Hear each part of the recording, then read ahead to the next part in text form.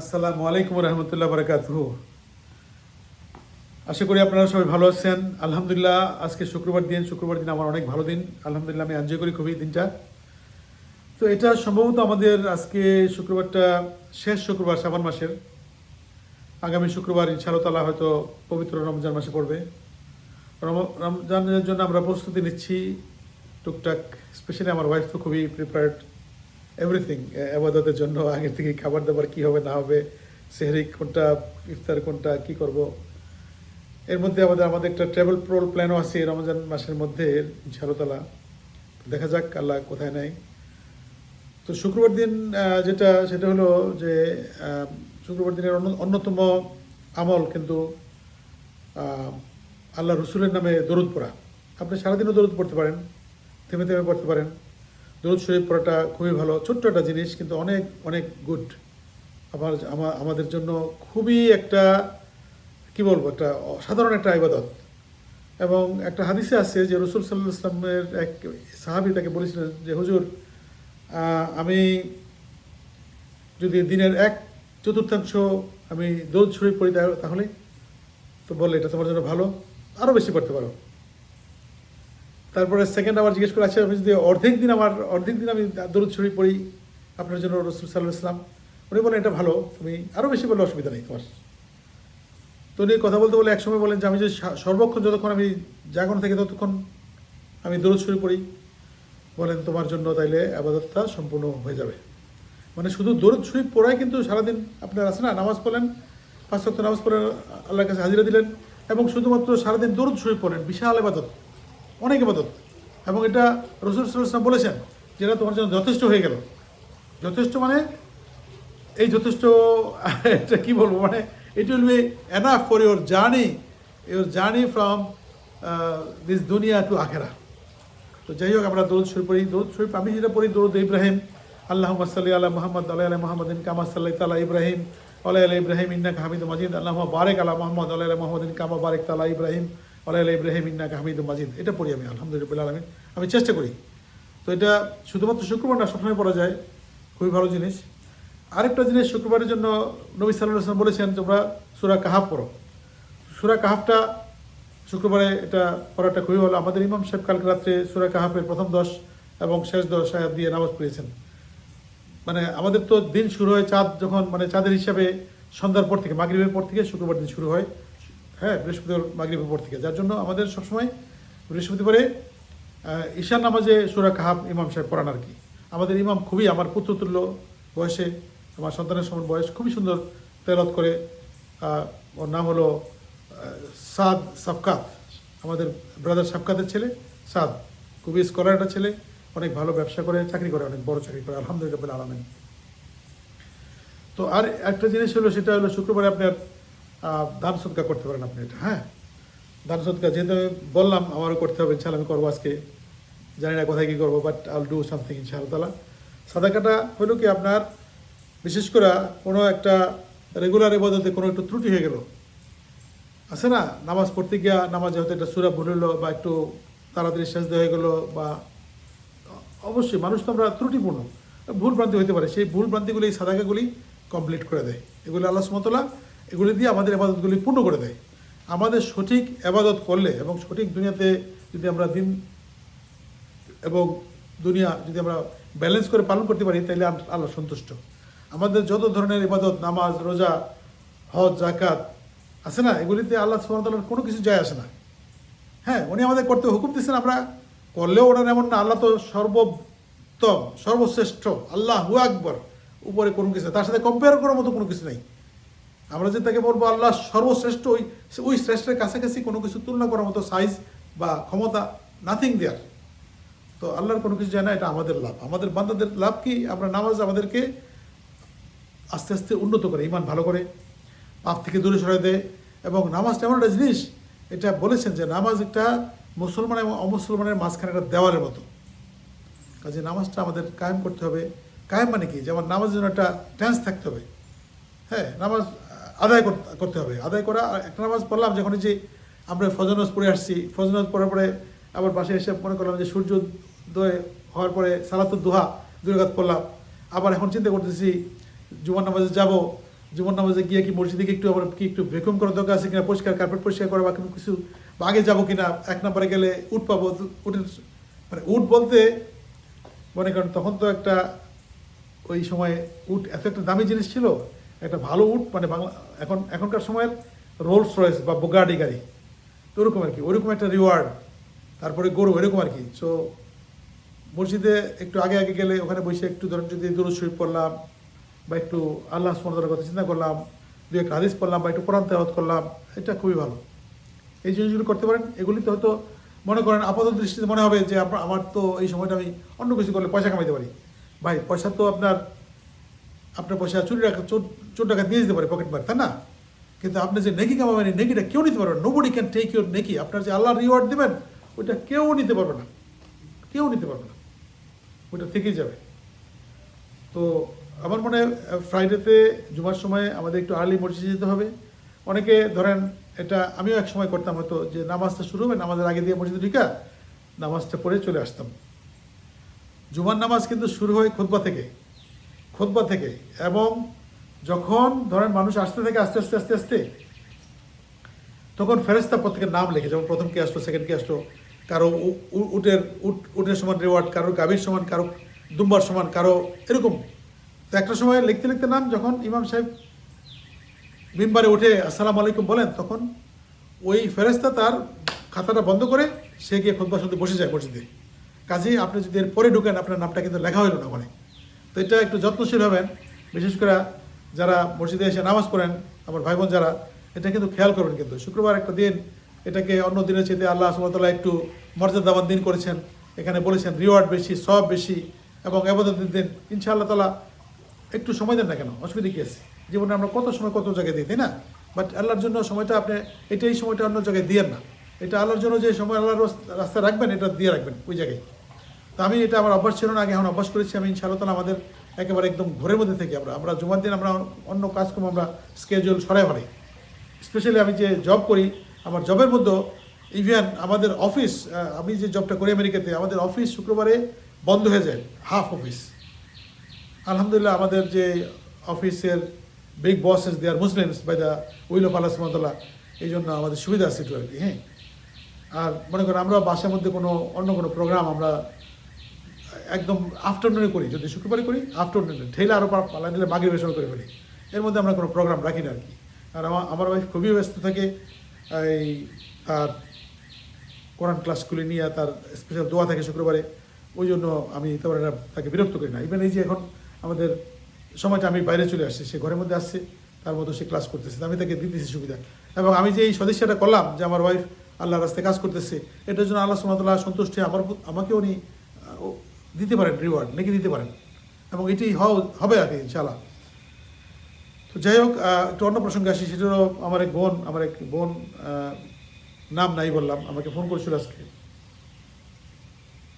তো সে বাংলাদেশের এই রাজনীতি, ভোট, এগুলি নিয়ে একটু আলাপ করলো আর কি। হ্যাঁ, তো আমি বললাম যে দেখো, যেটুকু ইলেকশন হয়েছে এটা তো জনগণের রায় নিয়ে তো আমাদের মাথা ব্যথা নেই।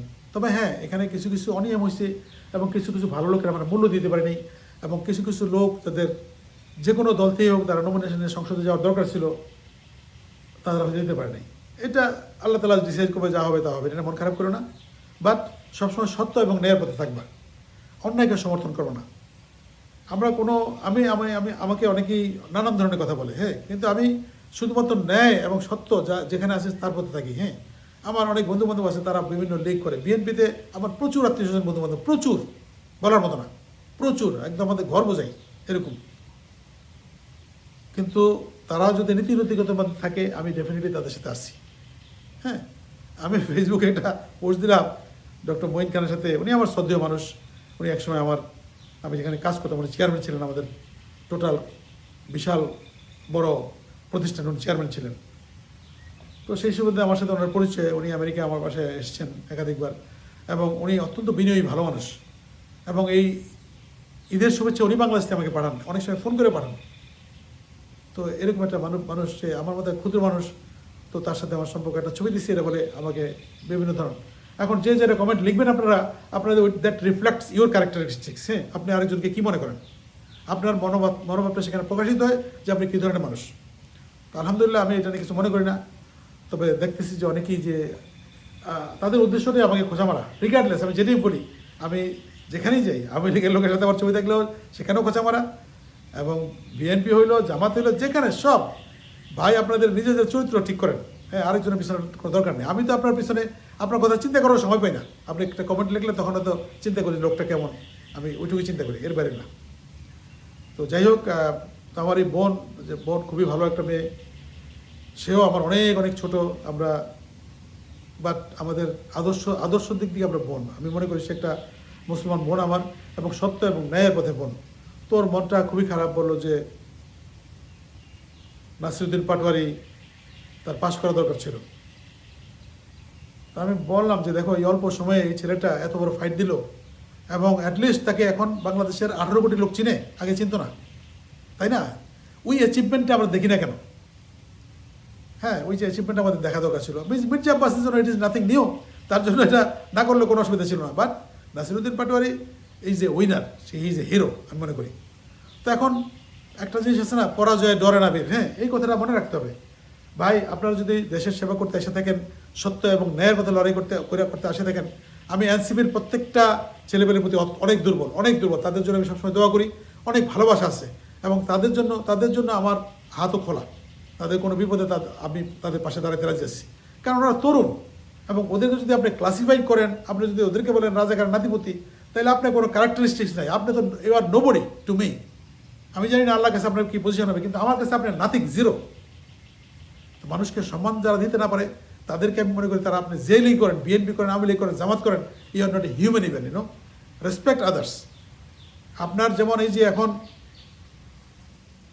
বিএনপি ক্ষমতায় আসছে, এই তারেক জিয়া এসে বলো, তারেক জিয়া তো ধরেন এমন না যে তার কাছে খুব সহজের ক্ষমতা ছিল, সেও অত্যাচারিত, অনেক লাঞ্ছিত, তারও কষ্ট হয়েছে, এবং সেও কি বলবো, তার চিকিৎসা করেও এখনও কিন্তু পুরোপুরি আমি জানি না কতটুকু, সেও একটা স্ট্রং, একটা ইয়ং ম্যান ছিল। তাকে মায়েরা তারা কী করছে আমরা দেখছি, এই ছবিগুলো আমরা দেখছি, এখনও আছে, নেটে আছে, অ্যাভেলেবল। তো যাই হোক, এবং তার এই যে এখন সে যদি প্রধানমন্ত্রী হয়, আমি জানি না সে হবে না, আমি মনে করি সে তার না হওয়াটাই বুদ্ধিমান হবে। সে পার্টি প্রধান থেকে মানুষকে দেশ চালানো উচিত তার। দেখেন, সে কিন্তু আসছে, এখন ক্ষমতায় আসবে, সে ক্ষমতা তো তার হাতেই ধরতে গেলে। আমাদের পলিটিক্যাল পার্টি ক্ষমতা এরকম কিন্তু বাংলাদেশে, ক্ষমতা মানে হাসিনার হাতে, ক্ষমতা মানে তারেকের হাতে থাকবে আর কি। তো সে এই ক্ষমতায় আসছে, তার বাবার মৃত্যু, তার বাবার রক্ত, তার মায়ের মৃত্যু, তার মাকে হত্যা করা হয়েছে, কিন্তু স্লো পয়জন তাকে হত্যা করা হয়েছে। খালেদা জিয়া এত সুদর্শন সুঠাম এক ভদ্রমহিলা, কত সুন্দর। বাংলাদেশে দেখেন কয়টা তার পাশে বসা এমন কোনো আছেন কোনো নেত্রী দেখান তো, বাইর করেন তো একজন, তার পাশে মানায় কিনা, নাই। তো তার বাবার মৃত্যু, তার মায়ের মৃত্যুর মাধ্যমে সে ক্ষমতায় এখন আসছে। এখন আমি মনে করি, এবং 17 বছর সে লন্ডনে ছিল, একটা সভ্য দেশ, অনেক কিছু সে জানছে। হয়তো সে বাংলাদেশের অনেক পলিটিশিয়ানের মতো আছে না, গুছিয়া মারপেচে কথাবার্তা বলতে পারে না, ভুল করে ফেলায়, ভুল তো করছে। আওয়ামী লীগের ছিল না ওই যে আলগা মোমেন বলতো যে যারে, সেও তো ভুল করে সত্য কথা বলে ফেলতো। তো তারেক জিয়া ভুল করতে পারে, হয়তো সহজ সরলভাবে অনেক কিছু না বুঝে বলতে পারে, ইট ইজ ওকে, কারণ সে পলিটিক্স করে অভ্যস্ত না। বাংলাদেশের যে পলিটিক্সের কুটিল রাজনীতি, এটার মধ্যে সে অভ্যস্ত না। কিন্তু আমি আশা করি তাদেরকে এখন যদি তারা ক্ষমতায় আসে, তাদেরকে ক্ষমতায়, কিন্তু আমি মনে করি না যে তারা জনগণের ভোটে তারা ক্ষমতায় আসতে পারে, কিন্তু আমি মনে করি না যে তারা জনগণই ক্ষমতায় বসাই দিছে। আল্লাহ সুবহানাহু ওয়া তাআলা নির্ধারণ করছে তার ক্ষমতা। আল্লাহ জনগণের মনের মধ্যে ভোট দেওয়ার কথা বলছে, এই জন্য সে একটা পুরো বাংলাদেশের আমানতটা আল্লাহ তাআলা তার হাতে তুলে দেবে, এবং সে যদি এটা ভালো ইস্তেমাল করে, এটা আল্লাহ তাআলা তাকে ভালো রেজাল্ট দেবে, আর খারাপ ইস্তেমাল করলে আল্লাহ তাআলা খারাপ রেজাল্ট দেবে, এইটাই আর কি। তো আমরা দোয়া করতে পারি, আমরা সবসময় দোয়া করতে পারি, কারণ আমাদের ভাগ্য নির্ধারণ করে আল্লাহ সুবহানাহু ওয়া তাআলা। আমাদের রিজিক এগুলি কারো হাতে না, আমাদের এগুলি আরশাদের হাতে, হাসিনা হাতে, খালেদা হাতে, বা কারো হাতে ছিল না, শেখ মুজিবের হাতে। আমাদের রিজিক আল্লাহর হাতে। আমরা আল্লাহর কাছে বলি যে আল্লাহ আমাদের দেশটাকে উত্তম রিজিক দান করুক, এবং মানুষের মধ্যে সুচিন্তা দেব, মানুষকে শিক্ষিতও করে দিক আল্লাহ সুবহানাহু ওয়া তাআলা। এই জাতিকে, এই জাতির এত বুদ্ধি, এই বুদ্ধিগুলি ভালো জায়গায় যাতে জাতি লাগাইতে পারে, এবং দেশটার উন্নয়ন হোক, এটি আর কি। তো বেসিক্যালি এটুকুই আজকের আলোচনা, আর কিছু বলতে চাই না। আসলে বলতে চাই সেটা হলো কি, এই কোনো ঝগড়া ফ্যাসাদ রাখবেন না, সবসময় মানুষকে ক্ষমার মধ্যে রাখবেন। যেই হোক, যারা অন্যায় করছে তাদের অন্যায়ের বিচার হবে, কিন্তু তাদের সাথে ব্যক্তিগত কোনো প্রতিশোধ সুলভ কোনো কাজ করবেন না। যেটা আইনে বলে আইনের মধ্যে থাকবেন। হ্যাঁ, যে ও আমাকে মারছে, আমি তারা মারতেই হবে, এটা ঠিক হলো না। তাহলে তো মারামারি শেষই হবে না, তাই না? সেই হাবিল কাবিল যে যুদ্ধ শুরু করছিল আদম আলাইহিসসালামের সন্তানরা, এটা তো আছে না, চলতেই থাকবে, চলতেছে অবশ্য। কিন্তু আমাদের উচিত হলো মেলামেশা দেশটাকে আগায় নেওয়া। এবং আমরা আশা করি এই সংসদ যদি তারা মেলামেশা কাজ করতে পারে, তারা দেশটা অনেক কল্যাণ করতে পারবে। এবং তারা যদি একটা ভালো উচ্চকক্ষ আনে এবং ভালো একটা প্রেসিডেন্ট আনে বাংলাদেশের জন্য, দেখবেন দেশ আগে যাবে, সময় লাগে না। কিন্তু বাংলাদেশ তো অনেক রিসোর্সফুল কান্ট্রি। ইনশাআল্লাহ তাআলা আমরা সবাই আসলে আজকে শুক্রবার দিন আমরা দোয়া করি, আমরা কারোর প্রতি প্রতিহিংসা না করি, আমরা দোয়া করি সবাই ভালো থাকুক, সবাই সুন্দর থাকুক। এইটুকুই আজকে আলোচনা। তো কষ্ট করে আপনারা কথাবার্তা শুনতেছেন, আমার অনেক অনেক ধন্যবাদ, কৃতজ্ঞতা। ইনশাল্লাহ আশা করি অন্য কোনো প্রজেক্ট নিয়ে অন্য কোনো কথা বলবো। আসলে বলি তো, আমি শুক্রবার সাধারণত জুমার পরে আমি আবার কথা বলি একটু, ওইটা নিয়ে আসবো আর কি। ওই পর্যন্ত এই পর্যন্ত এখন থাক। সুন্দর একটা পরিবেশে আসি, খুবই সুন্দর পরিবেশটা। দেখেন যে কত সুন্দর একটা পুল, এটা আল্লাহর রহমতে খুবই সুন্দর এবং কি ক্রিস্টাল ক্লিয়ার পানি এখানে। হ্যাঁ, তারপরে এখন গাছপালাগুলি, এই জায়গাটাতে আমি অনেকেই ভিডিও করেছি আগে। গাছপালাগুলি শীতের কারণে এগুলি সব মৃত প্রায় এখন, কিন্তু এগুলি আবার মনে করেন এই যে কয়দিন পরেই সবুজ হয়ে যাবে, এই শাখা কিছু দেখা যাবে না একদম। মানে আর পিছনে একদম এই যে অনেক দূর পর্যন্ত জঙ্গল আর জঙ্গল। হ্যাঁ, খুবই প্রাইভেসি। পাখি ডাকে এখানে, পাখি গান গায়, আমরা বসে বসে শুনি। তারপরে সামারে অনেক সুন্দর সুন্দর ফুল ফুটবে এখানে। তখন আবার না হয় যদি আল্লাহ হায়াত দারাজ করে, তখন কোনো একটা ভিডিও আবার করবো, আবার একটু কথা বলবো। তো এই পর্যন্তই আজকে। আপনারা সবাই ভালো থাকেন আল্লাহর রহমতে। অনেক ছোট করতে চেয়েছিলাম কিন্তু বড় হয়ে গেল, 17 মিনিট। মন্তব্য দিয়েন প্লিজ, মন্তব্য দিয়েন, কে কী মনে করলেন, আজকে ভিডিওটা কেমন হলে আমাকে বললেন তাহলে। হ্যাঁ, আমার তাহলে আমি সাহস লাগবে, ভালো লাগবে। হ্যাঁ, আর আমাকে কখনো কেউ কোনো শত্রু মনে করবেন না। আপনাদের কারোর সাথে আমার কোনো লেনদেন নাই, 1 পয়সার লেনদেন নাই, এবং কোনো ব্যক্তিগত শত্রুতা নাই, কোনো সম্পর্ক নাই। হ্যাঁ, আছে না ওরকম কোনো আছে না লেনদেন, বিজনেস পার্টনার না আমি। ফেসবুকে খামাকা নেগেটিভ কমেন্ট দিয়েন না, এতে আমার হয় কি, আমি আপনার সম্বন্ধে এটা খারাপ ধারণা করি। নেগেটিভ কমেন্ট দিলে মনে হয় যে লোকটা এত অশিক্ষিত, তাই না? তা আপনি এরকম কথা বলে, এরকম একটা আমার মনে মনে বলি, তাও কিন্তু নেবেন কেন? আসসালামু আলাইকুম রহমতুল্লাহ বারাকাতুহু।